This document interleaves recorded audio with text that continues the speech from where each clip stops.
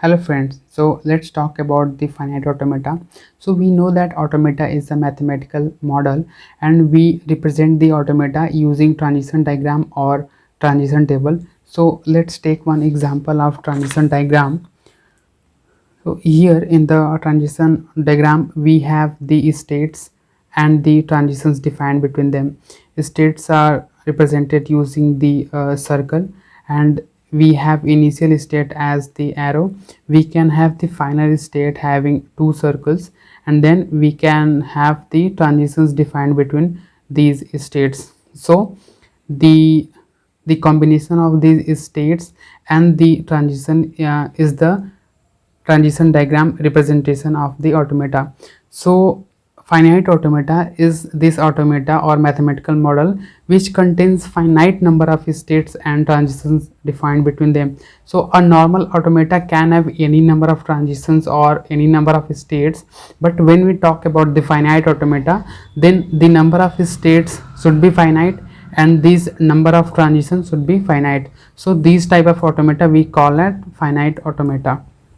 So here we can see that we have the two types, language recognizer and the output generator, and we have DFA, NFA, upsign NFA in language recognizer and Mealy and Moore machine in output generator. So this DFA is deterministic finite automata, NFA is non-deterministic finite automata, and this is the non-deterministic finite automata with epsilon. So let's understand this language recognizer with an example.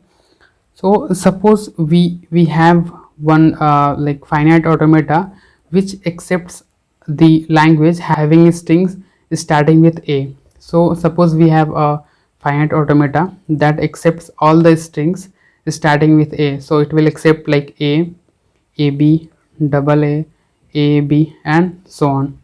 So suppose this is the language recognizer. So when we give some input that is starting with a, suppose we give a input like abb, so it starts with a, so this automata will say that this string or this input is valid. And suppose when we give one input as ba, so we can see that this input, the first character is b, so this string is not starting with a, so it will say that this string is invalid. So basically it is recognizing the language. So this is the first type. Then the second type is output generator. So here in this finite automata we give some input and then it will provide some output. So suppose this is the finite automata which converts the binary input to the ones complement. So suppose when we give input as 001, it will give the output as 110. So this is the example of output generator. So we will discuss all these automata in details in upcoming videos, and in the next video we will start with the DFA.